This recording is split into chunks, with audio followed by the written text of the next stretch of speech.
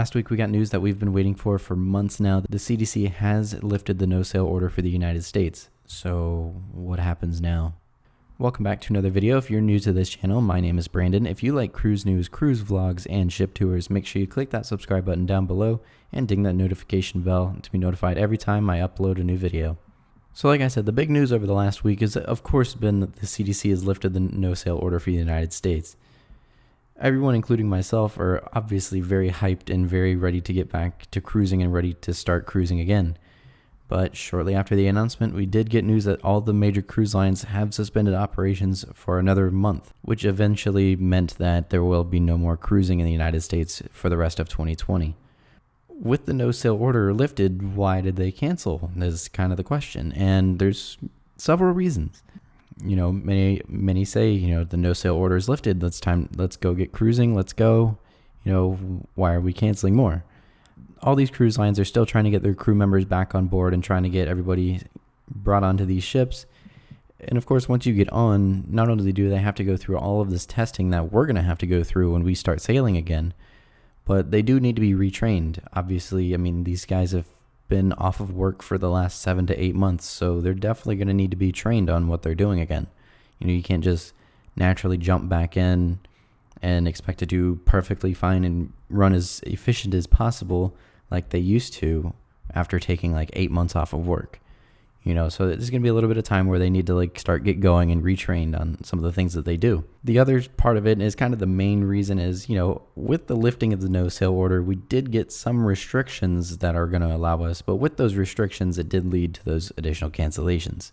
So cruise lines must be approved in order to set sail according to the CDC. They must do a series of test cruises in order to prove that the health protocols that they submit to the CDC, they got to prove that they work, basically. So they got to run a few test cruises. It's going to take a couple weeks in order to get those test cruises done.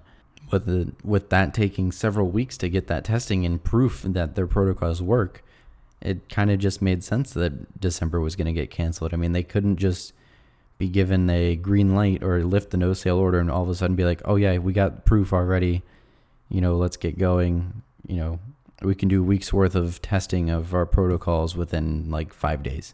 So that can't really happen. So, it kind of did make sense when they canceled December, as unfortunate as it is that we didn't have to cancel, but it does make sense. So with that in mind, it is going to take several weeks to put in place. And then, of course, you got to prove to the CDC and try to get everything approved by the CDC, which is, again, kind of a task in itself. But we can't ignore the fact that this is such a huge step in the right direction for the cruise industry. It has been so long just fighting with the CDC, just trying to get them to lift this. It's a step in the right direction. I think it's another step closer to cruising. We've been saying this whole time, we see a light at the end of the tunnel, and then something happens. So I think this is truly it. I think we are going to see cruising within the next couple months. We just need to see the cruise lines put everything in place and then get it approved.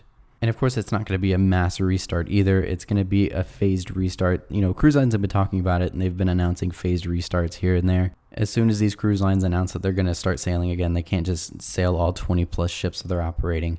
It's going to be, 2 to 3 ships, and then a month later, maybe another 2 to 3 ships, slowly getting back into things. Because again, you can't just flip a switch and expect everything to run smoothly again. And we also can't ignore the fact that the situation changes every single day and news changes every single day regarding this entire mess of this entire year, really.